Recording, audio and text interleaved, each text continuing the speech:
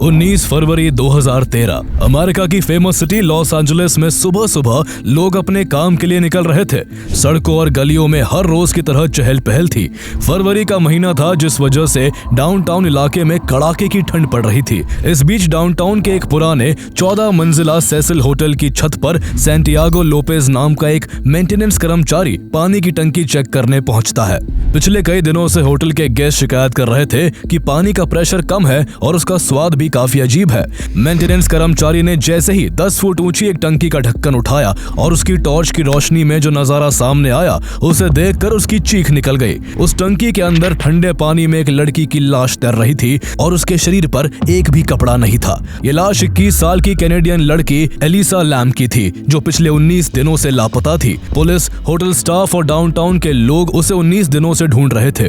उसकी गुमशुदगी सिर्फ लॉस एंजलिस तक सीमित नहीं थी, बल्कि इसने पूरी दुनिया का ध्यान खींच लिया था। उसे आखिरी बार 19 दिन पहले 31 जनवरी 2013 को सेसिल होटल के लिफ्ट में लगे सीसीटीवी कैमरा में देखा गया था। सीसीटीवी फुटेज में एलिसा बहुत अजीब हरकतें कर रही थी। वो कभी एक साथ कई बटन दबा रही थी, कभी लिफ्ट के कोने में छिप रही थी, तो कभी अपने हाथों से ऐसे इशारे कर रही थी जैसे वो किसी से बात कर रही हो। लेकिन हैरानी की बात यह थी कि वहां उसके अलावा कोई नहीं था। ये वीडियो इंटरनेट पर आते ही वायरल हो गया था और लोग उसके गायब होने के पीछे नई नई थ्योरीज बना रहे थे। ऐसे में जब सेसिल होटल की छत पर पानी की टंकी में एलिसा लैम की नग्न अवस्था में लाश मिली, तो इसने सभी को हिला कर रख दिया। फिर ये केस सिर्फ मिस्ट्री नहीं रहा, ये एक खौफनाक पहेली बन गया। 100 साल पुराने सेसिल होटल का इतिहास पहले से ही डरावना था। यहाँ हुई दर्जनों अननेचुरल डेथ्स, रहस्यमयी घटनाएं, अजीब आवाजें और मशहूर सीरियल किलर रिचर्ड रामिरेज का रहना इसे एक खौफनाक जगह बनाता था। ऐसे में सवाल और गहरे हो गए, क्या एलिसा ने खुद अपनी जान ली, या किसी ने उसे मारकर टंकी में फेंक दिया, या फिर इसके पीछे कोई शैतानी ताकत थी? आइए जानते हैं एलिसा लैम की रहस्यमयी मौत की पूरी कहानी। Elisa Lam, the tourist from Vancouver, Canada, arrived in Los Angeles on January 26th. According to the hotel manager, the woman was booked for 4 nights. Lam was last seen in the lobby in the late hours of the 31st. Surveillance video shows her acting oddly inside the hotel elevator, as if she's hiding from someone. She had been missing since the morning of February 1st. An investigator said she died of an accidental drowning. The mystery surrounding her death has only grown.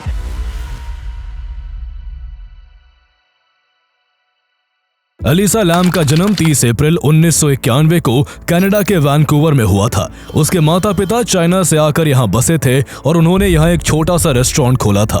Elisa पढ़ाई में शुरू से ही अच्छी थी और university of British Columbia की student थी, लेकिन पढ़ाई के साथ साथ उसका दिल क्रिएटिव दुनिया में भी काफी लगता था। उसे आर्ट, फैशन और बुक्स से खास लगाव था। उसे हारुकी मुराकामी जैसे राइटर्स की बुक्स खास तौर पर पसंद थी। एलिसा टम्बलर पर एक ब्लॉग भी चलाती थी, जहाँ वो अपनी जिंदगी के अनुभव और सपनों को शेयर करती।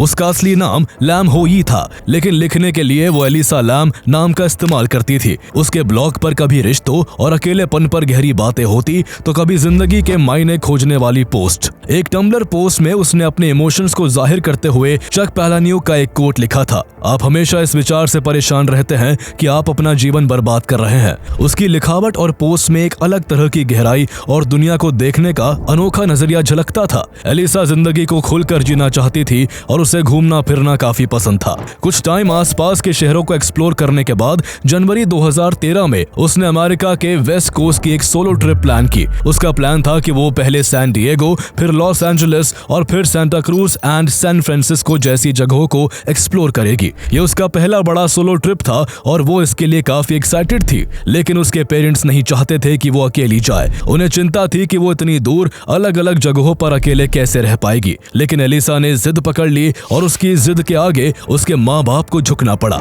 माता पिता ने शर्त रखी कि वो हर दिन फोन करके उन्हें अपना हाल चाल बताएगी। एलिसा ने उनकी ये शर्त मान ली। बेबस माँ बाप अपनी बेटी की खुशी में ही खुश थे, लेकिन वो ये नहीं जानते थे कि उनकी बेटी ट्रिप पर नहीं, मौत की तरफ बढ़ रही है। एलिसा ने अपनी इस ट्रिप को वेस्ट कोस्ट एडवेंचर का नाम दिया। सबसे पहले उसने सैन डिएगो में कुछ दिन बिताए, जहाँ वो चिड़ियाघर घूमने गई और इस विजिट को उसने सोशल मीडिया पर शेयर भी किया। 26 जनवरी 2013 को एलिसा लैम अपनी नेक्स्ट डेस्टिनेशन लॉस एंजलिस पहुंचती है और 1-2 दिन इधर उधर बिताने के बाद 28 जनवरी को डाउनटाउन के स्किड रो इलाके में 640 साउथ मेन स्ट्रीट पर बने सेसिल होटल में चेक इन करती है। सेसिल होटल अपने सस्ते रेट और डाउनटाउन की लोकेशन की वजह से फेमस था, लेकिन इस होटल का एक काला इतिहास भी रहा है जो शायद एलिसा लैम बिल्कुल नहीं जानती थी। 1924 में बना ये 700 कमरों वाला होटल कभी लॉस एंजलिस की शान था, जहां अमीर और मशहूर लोग ठहरते थे, लेकिन समय के साथ इसकी चमक फीकी पड़ती गई और ये सस्ते किराए और लंबे समय तक रहने वालों के लिए जाना जाने लगा। लेकिन इसके साथ ही इसका नाम कई हॉरर और क्रिमिनल इंसिडेंट से भी जुड़ गया। इस होटल में कई आत्महत्याएं, हत्याएं और ज्यादा ड्रग लेने से मौतें हो चुकी थी। 1980 के दशक में रिचर्ड रामिरेज नाम का एक कुख्यात सीरियल किलर, जिसे नाइट स्टॉकर कहा जाता था, इस होटल में रहा करता था। उसने लॉस एंजलिस में 13 से ज्यादा हत्याएं की थी और कई बार वो खून से लथपथ इसी होटल में लौटता था। 1990s में जैक अंटोवीगर नाम के एक और सीरियल किलर का भी ये होटल ठिकाना था। एक बार एक महिला ने इस होटल की 9वीं मंजिल से कूदकर आत्महत्या कर ली थी और इस घटना में एक राहगीर की भी मौत हो गई थी।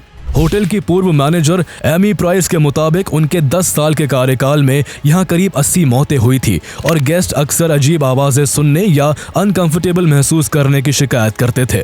2011 में होटल का कुछ हिस्सा स्टे ऑन मेन नाम से रीब्रांड किया गया ताकि उसकी बदनाम छवि को सुधारा जा सके, लेकिन लोकल लोगों और गेस्ट के बीच इसकी डरावनी कहानियां अब भी जिंदा थी। इसके अलावा ये होटल जिस स्किड रो इलाके में था वो अमेरिका की सबसे खतरनाक जगहों में गिना जाता था।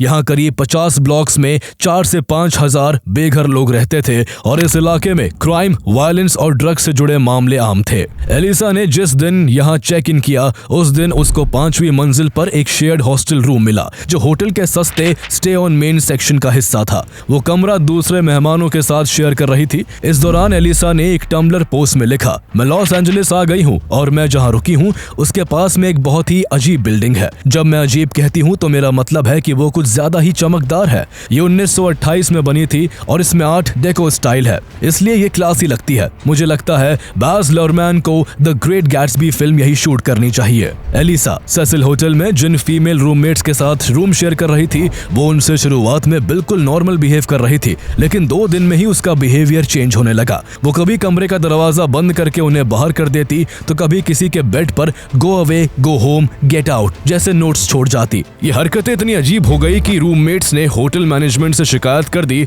और इन शिकायतों की वजह से 30 जनवरी को होटल वालों ने एलिसा को एक प्राइवेट रूम में शिफ्ट कर दिया। अपने वादे के मुताबिक एलिसा हर रोज अपने पेरेंट्स से फोन पर बात करती थी और उन्हें अपनी ट्रिप की बातें बताती थी। 30 जनवरी को भी उसने फोन किया और बताया कि वो यहाँ आकर बहुत खुश है और अगले दिन यानी 31 जनवरी 2013 को वो होटल से चेकआउट करके सेंटा क्रूज के लिए निकल जाएगी। लेकिन अगले दिन उसके पेरेंट्स को उसका कॉल नहीं आया। पेरेंट्स ने खुद फोन मिलाने की कोशिश की लेकिन कॉल नहीं लग पाया।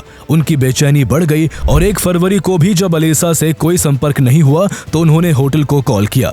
वहां से जवाब मिला कि एलिसा ने होटल से चेकआउट नहीं किया है, लेकिन वो अपने कमरे में भी नहीं है। ये सुनकर एलिसा के परिवार को डर सताने लगा कि कहीं उसके साथ कुछ गलत ना हो गया हो।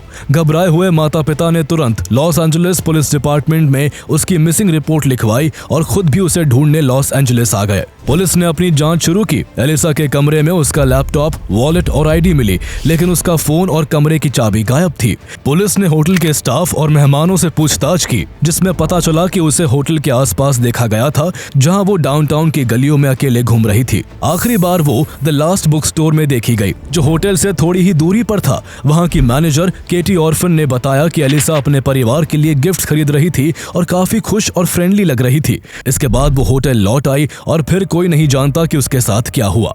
पुलिस ने स्निफर डॉग की मदद से पूरे होटल की छानबीन की। कमरे, बेसमेंट, यहाँ तक की छत भी तलाशी गई, लेकिन एलिसा का कोई सुराग नहीं मिला।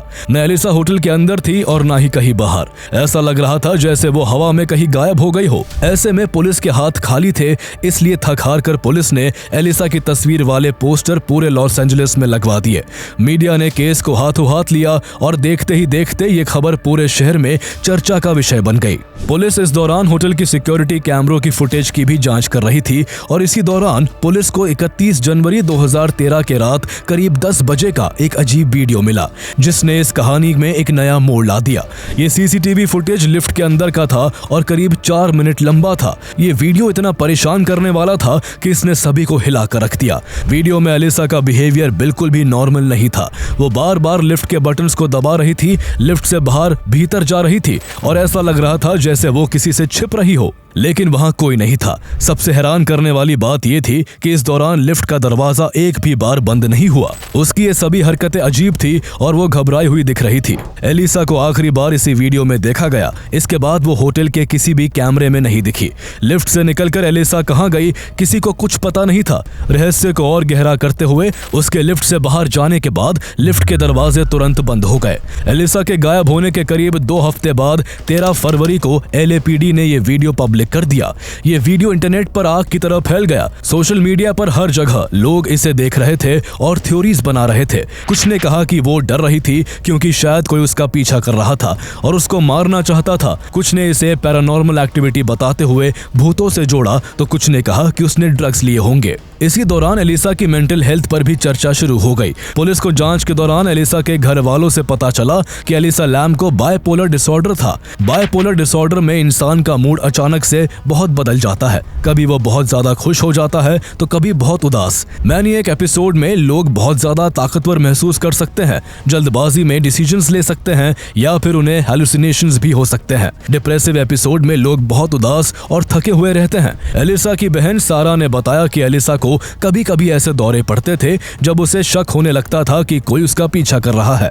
इन सबको कंट्रोल करने के लिए Elisa anti depressants, mood stabiliser और एंटीसाइकोटिक जैसी कई दवाइयां लेती थी। उसके परिवार और दोस्तों के मुताबिक वो अपनी बीमारी को अच्छे से कंट्रोल कर रही थी और समय से दवाइयां भी लेती थी। इसके अलावा वो इस ट्रिप के लिए काफी खुश थी और यहाँ अच्छे से एंजॉय कर रही थी। लेकिन लिफ्ट के वीडियो में जो कुछ देखा गया उसने इस कहानी को और भी रहस्यमय बना दिया। वीडियो को देखकर दर्जनों थ्योरीज सोशल मीडिया प्लेटफॉर्म्स पर तैर रही थी, लेकिन एक सवाल जिसका जवाब किसी के पास नहीं था वो ये था कि आखिर एलिसा लैम गई कहां। एलिसा को लापता हुए करीब 3 हफ्ते होने वाले थे और पुलिस के हाथ अब तक खाली थे। इस बीच सेसिल होटल में ठहरे मेहमानों ने अचानक पानी की सप्लाई को लेकर शिकायत करना शुरू कर दिया। किसी ने कहा कि पानी का प्रेशर बहुत कम है, तो किसी ने कहा कि पानी में से बदबू आ रही है और स्वाद भी काफी अजीब है। कुछ लोगों ने पानी का रंग हल्का भूरा भी बताया। जब शिकायतें बढ़ी तो होटल मैनेजमेंट ने मेंटेनेंस कर्मचारी सैंटियागो लोपेज को पाइपलाइन चेक करने भेजा।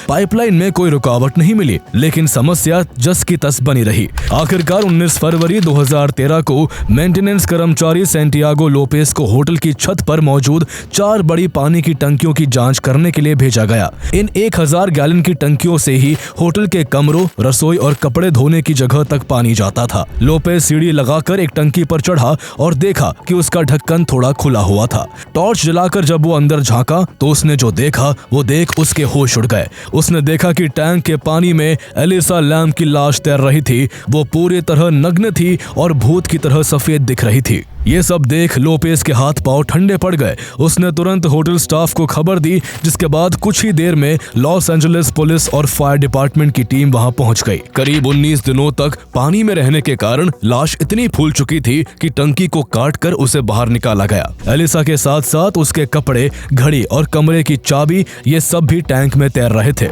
हैरानी की बात यह थी कि इतना सब होने के बावजूद होटल मैनेजमेंट ने मेहमानों को ये नहीं बताया कि वो जिस पानी को पी रहे थे, जिससे ब्रश कर रहे थे और जिसे नहाने के लिए इस्तेमाल कर रहे थे, उस पानी में एक लाश पड़ी हुई थी। होटल वाले किसी तरह इस मामले को छिपाना चाहते थे, लेकिन इतनी बड़ी बात आखिर कब तक छिपती। कुछ ही देर में सबको पता लग गया कि 19 दिनों से गायब एलिसा लैम होटल की टंकी में मृत पाई गई है। जैसे ही वाटर टैंक में लाश मिलने की बात होटल के गेस्ट को पता चली, वो सदमे में आ गए। उन्हें ये सच जानने के बाद अंदर से बहुत अजीब लग रहा था, लेकिन इसके बावजूद भी होटल मैनेजमेंट की होशियारी कम नहीं हो रही थी। सेसिल होटल में मेहमानों का आना जाना लगा रहा और इस दौरान होटल वाले हर नए मेहमान से एक लीगल डॉक्यूमेंट पर साइन करवा रहे थे, जिसमें लिखा था कि अगर वो बीमार पड़ते हैं तो इसके लिए होटल जिम्मेदार नहीं होगा। इस डॉक्यूमेंट में ये भी लिखा था, आप अपने जोखिम और खतरे पर ऐसा कर रहे हैं। एलिसा लैम की लाश मिलने के बाद पूरे मामले ने एक डरावना मोड़ ले लिया। लोग सोचने लगे, क्या ये खुदकुशी थी या मर्डर था? किसी ने उसे मारकर टैंक में फेंक दिया या टैंक में ही डुबाकर मार दिया। लिफ्ट वाला अजीब सीसीटीवी फुटेज अब और भी रहस्यमय लगने लगा। उस वीडियो में जो हाथों से इशारे और छिपने की कोशिशें वो कर रही थी, क्या उसका ताल्लुक उस शख्स से था जिसने उसे मारा? सवाल हजार थे और जवाब एक भी नहीं। Los Angeles county corners office ने 21 फरवरी 2013 को एलिसा का पोस्टमार्टम किया, लेकिन लाश के सड़ जाने की वजह से शुरुआती रिपोर्ट साफ नहीं थी। आखिरकार 20 जून 2013 को कॉर्नर ने अपनी फाइल रिपोर्ट जारी की, जिसमें एलिसा की मौत की वजह एक्सीडेंटल ड्राउनिंग बताई गई। इसके लिए एलिसा की बीमारी बाइपोलर डिसऑर्डर को एक अहम वजह माना गया था। रिपोर्ट में कहा गया कि उसके शरीर पर किसी चोट या यौन उत्पीड़न के कोई निशान नहीं थे। उसकी बॉडी में मेंटल हेल्थ के लिए ली जाने वाली दवाइयों के निशान मिले, लेकिन किसी भी तरह के इल्लीगल ड्रग्स का पता नहीं चला। रिपोर्ट में यह भी बताया गया कि वो अपनी दवाएं पूरी खुराक में नहीं ले रही थी। हालांकि ऑटोप्सी में एलिसा के एनल एरिया में ब्लड पूलिंग और रेक्टल प्रोलैप्स जैसी बातें सामने आई, जिससे कुछ लोगों ने यौन उत्पीड़न की आशंका जताई। लेकिन पैथोलॉजिस्ट का कहना था कि ये लाश के सड़ने या पानी में फूलने की वजह से भी हो सकता है, क्योंकि करीब 19 दिनों तक पानी में रहने से उसकी बॉडी थोड़ी गल चुकी थी। ऐसे में एलिसा की डेथ को एक्सीडेंटल बताने के बाद पुलिस ने कंक्लूजन निकाला कि शायद अपने मैनिक एपिसोड के दौरान एलिसा को भ्रम हुआ होगा कि कोई उसका पीछा कर रहा है। वो टंकी में जाकर छिप गई होगी और उसमें डूबकर मर गई होगी। लेकिन इस कहानी में कुछ बातें ऐसी थी जो लोगों को हजम नहीं हो रही थी। सबसे बड़ा सवाल ये था कि अगर एलिसा खुद टंकी में छिपी तो फिर वो बिना कपड़ों के क्यों थी? कुछ लोगों ने कहा कि शायद हाइपोथर्मिया की वजह से उसे पैराडॉक्सिकल अनड्रेसिंग हुआ हो, जिसमें एक्सट्रीम कोल्ड के चलते दिमाग भ्रमित हो जाता है और इंसान अपने कपड़े खुद उतार देता है। लेकिन एक बड़ा वर्ग ऐसे लोगों का था जो ये मानने को तैयार नहीं था। उनका मानना था कि एलिसा की मौत नहीं, हत्या हुई है और उसे किसी सीरियल किलर ने मारा है। लिफ्ट वाले वीडियो में जिस तरह एलिसा घबराई हुई थी, किसी अदृश्य व्यक्ति या चीज से बात कर रही थी और लिफ्ट के दरवाजे लगातार खुले थे, लोगों को शक हुआ कि शायद वहां कोई दूसरा इंसान भी मौजूद था जो कैमरे की रेंज में नहीं आया। छत तक पहुंचने के लिए 2 रास्ते थे। एक लॉक दरवाजा था जिस तक होटल के अंदर की सीढ़ियों से चढ़कर पहुंचा जा सकता था, लेकिन जिसे खोलने के लिए कार्ड एक्सेस चाहिए था। वहीं दूसरा फायर एस्केप था जो बाहर की तरफ जंग लगी सीढ़ियों से जुड़ा था, जिसका इस्तेमाल मेंटेनेंस स्टाफ करता था। छत का लॉक दरवाजा अलार्म से जुड़ा था, लेकिन उस रात कोई अलार्म नहीं बजा। इसका मतलब था कि एलिसा ने शायद फायर एस्केप का रास्ता चुना। लेकिन फायर एस्केप की सीढ़ियां इतनी खतरनाक थी कि रात के अंधेरे में उनका इस्तेमाल करना जोखिम भरा था। इसके अलावा मानसिक परेशानी के दौरान 10 फुट ऊंची टंकी पर बिना किसी सीढ़ी के चढ़ना और 20 पाउंड का भारी ढक्कन खोलना बहुत मुश्किल था। यही से मर्डर की थ्योरी ने जोर पकड़ लिया। होटल के इतिहास को देखते हुए इस थ्योरी को काफी वजन मिला। कई लोगों ने कहा कि होटल में रहने वाले किसी खतरनाक व्यक्ति ने उसे ड्रग्स देकर या धोखे से छत पर ले जाकर मार डाला और फिर बॉडी टंकी में डाल दी। इसके अलावा होटल मैनेजमेंट और लॉस एंजलिस पुलिस डिपार्टमेंट पर इस मामले में कुछ छिपाने के आरोप भी लगे। लोगों को लिफ्ट के सीसीटीवी फुटेज में कुछ गड़बड़ लगी। वीडियो में टाइम स्टैंप ब्लर किया गया था। टेक्निकल एनालिसिस करने वाले कुछ लोगों ने दावा किया कि वीडियो से 53 सेकंड का हिस्सा हटा दिया गया था और क्लिप को कुछ जगह धीमा किया गया था ताकि कुछ हिस्सों को एडिट किया जा सके। इसके अलावा वीडियो में लिफ्ट के दरवाजे इतने देर तक क्यों खुले रहे, इसका भी कोई लॉजिक नहीं समझ आ सका। कुछ लोगों ने यहां तक कहा कि होटल स्टाफ खुद इसमें शामिल था, लेकिन लॉस एंजलिस पुलिस डिपार्टमेंट ने इन दावों को खारिज कर दिया और कहा कि वीडियो में कोई छेड़छाड़ नहीं की गई। इसके अलावा पोस्टमार्टम रिपोर्ट पर भी कई सवाल खड़े हुए। बॉडी पानी में काफी दिन तक रहने से गल चुकी थी, जिससे खून की पूरी जांच नहीं हो पाई थी। इस वजह से ये संभावना बनी रही कि उसे कोई ऐसा पदार्थ दिया गया हो जो जांच में न आया हो। साथ ही दुष्कर्म और नाखूनों की जांच में मिले रिजल्ट्स को भी पब्लिक नहीं किया गया, जिससे लोगों का शक और गहराता चला गया। एलिसा के गायब होने और उसकी लाश मिलने के बाद भी पुलिस को उसका फोन नहीं मिल सका। ऐसे में सवाल था कि वो फोन कहीं खो गया या किसी ने उसे जानबूझकर गायब कर दिया ताकि पुलिस तक कोई लीड ना पहुंच सके। इन्हीं सवालों के बीच एक और चौंकाने वाली चीज सामने आई। एलिसा की मौत के बाद भी टम्बलर पर उसका ब्लॉग लगातार अपडेट होता रहा। कुछ लोग डर गए कि कहीं ये किसी सुपरनैचुरल चीज का संकेत तो नहीं, लेकिन बाद में माना गया कि शायद ये टम्बलर के ऑटो पोस्ट फीचर की वजह से हो रहा था। इंटरनेट पर कुछ लोगों ने एक और शक जताया। कुछ लोगों ने एलिसा की मौत के लिए पाब्लो वर्गारा नाम के एक व्यक्ति पर भी इल्जाम लगाया। वो एक मेटल बैंड का आर्टिस्ट था। एलिसा के गायब होने के कुछ दिनों बाद उसने सेसिल होटल के एक कमरे से अपने नए गाने डाइड इन पेन का टीजर अपलोड किया था, जिसके लिरिक्स में एक औरत के पानी में डूबने का जिक्र था। इस वजह से बहुत से लोगों को लगा कि शायद वो खुद इस मर्डर में इन्वॉल्व है, लेकिन जांच में ऐसा कुछ नहीं पाया गया। इस केस में एक और थ्योरी थी जिसने इंटरनेट पर लोगों को सबसे ज्यादा हैरान किया। जिस समय एलिसा गायब हुई उसी समय सेसिल होटल से कुछ ही दूरी पर स्किड रो में ट्यूबरकुलोसिस की एक बीमारी फैल रही थी। हैरानी की बात यह थी कि उस खास तरह के टीबी की जांच के लिए टेस्ट का नाम लैम एलिसा रखा गया था। जब यह बात लोगों को पता लगी तो कॉन्स्पिरेसी थ्योरिस्ट आग बबूला हो गए। उन्होंने कहा कि एलिसा को किसी बायोलॉजिकल एक्सपेरिमेंट का हिस्सा बनाया गया था। कुछ का मानना था कि उसे शायद एक तरह के बायोलॉजिकल वेपन के तौर पर इस्तेमाल किया जा रहा था ताकि उस इलाके से बेघर लोगों को खत्म किया जा सके। इस थ्योरी को और हवा तब मिली जब यह पता चला कि Elisa University of British Columbia की स्टूडेंट थी, जहां ट्यूबरकुलोसिस पर रिसर्च का एक मशहूर सेंटर है। कुछ लोगों ने दावा किया कि शायद एलिसा लैम को उन प्लान्स के बारे में पता चल गया था जो होमलेस लोगों के खिलाफ बनाए जा रहे थे और इसलिए उसे मार दिया गया। हालांकि लॉस एंजलिस पुलिस डिपार्टमेंट ने इस तरह की बातों पर ज्यादा ध्यान नहीं दिया और न ही एलिसा के पोस्टमार्टम में से टीबी होने का कोई भी सबूत मिला। बहुत से लोगों ने इस मामले को सुपरनैचुरल फोर्सेस या शैतानी शक्तियों से भी जोड़ दिया। सेसिल होटल का डरावना इतिहास, वहां हुए self harm incidents, serial killers का रहना और लिफ्ट वाले वीडियो में एलिसा का अजीब बर्ताव, इन सब बातों ने ये मानने वालों की संख्या बढ़ाई कि शायद एलिसा पर किसी इविल एनर्जी या पोजेशन का असर था। कुछ ने तो ये भी दावा किया कि यह मामला 2005 की हॉरर फिल्म डार्क वाटर से मिलता जुलता है। इस फिल्म में एक लड़की की लाश एक अपार्टमेंट की पानी की टंकी में मिलती है जब वहां के लोगों को पानी गंदा और अजीब स्वाद का लगने लगता है। फिल्म में उस लड़की का नाम सेसिलिया था, जो इस होटल के नाम सेसिल से बहुत मिलता जुलता है। ऐसा लगा जैसे किसी ने यह पूरा हादसा उसी फिल्म की नकल करके किया हो। लेकिन यह भी उन बातों में से एक है जिसे बाद में सिर्फ एक संयोग माना गया। एलिसा लैम के मामले में एक और अजीब बात सामने आई। द लास्ट बुक स्टोर, जहां एलिसा को आखिरी बार देखा गया था, उस बुक स्टोर का पोस्टल कोड V5G4S2 था। जब लोगों ने एक कोड गूगल मैप्स पे डाला तो वो कोऑर्डिनेट्स उस कब्रिस्तान के थे जहां एलिसा लैम को दफनाया गया था। ये सब बातें कहानी को इतना गहरा बनाती है कि लोग आज भी यकीन नहीं कर पाते कि ये सब बस इत्तेफाक था।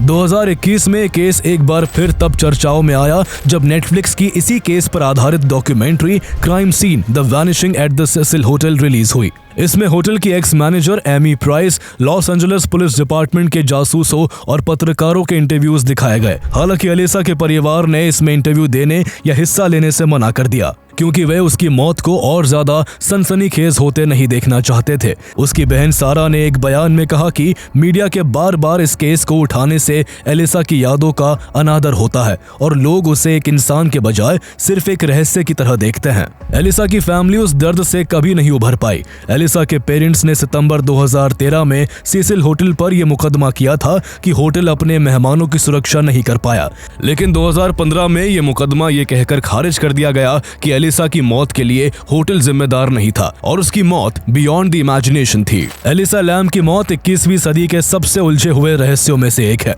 ऑफिशियल रिपोर्ट कहती है कि यह एक्सीडेंटल ड्राउनिंग थी, लेकिन कितने सवाल ऐसे हैं जिनका जवाब आज तक किसी के पास नहीं है।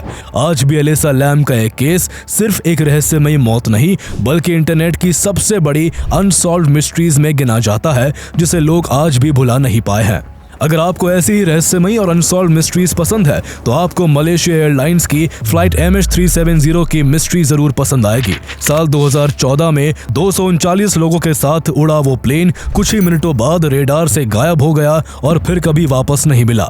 वो कहानी भी इतनी उलझी हुई है कि दुनिया आज तक उसका जवाब खोज रही है। इसकी पूरी कहानी हमने एक अलग वीडियो में कवर की है, जिसका लिंक आपको डिस्क्रिप्शन में मिल जाएगा।